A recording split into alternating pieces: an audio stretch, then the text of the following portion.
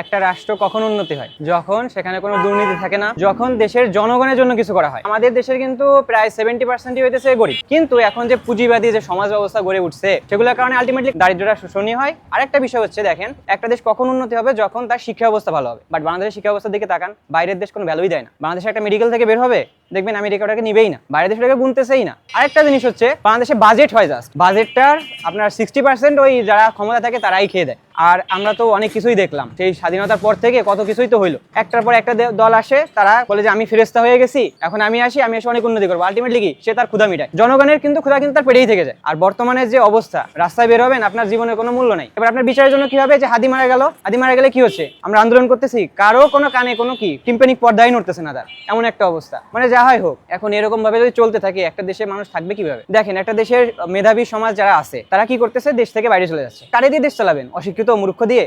আপনি একটা সংগঠনের দিকে চাকান, যে কোনো দিকে, তাদের মধ্যে যারা যে নেতা, জিপিএ দেখেন বা তাদের এডুকেশনাল ভ্যালু দেখেন, ভার্সিটি লাইফ 4 বছরে, তারা 8 বছরে পাশ করে বেরোইছে। তাহলে এদেরকে দিয়ে আপনি কিভাবে একটা দেশের উন্নতি করবেন? বুঝান আমাকে জাস্ট।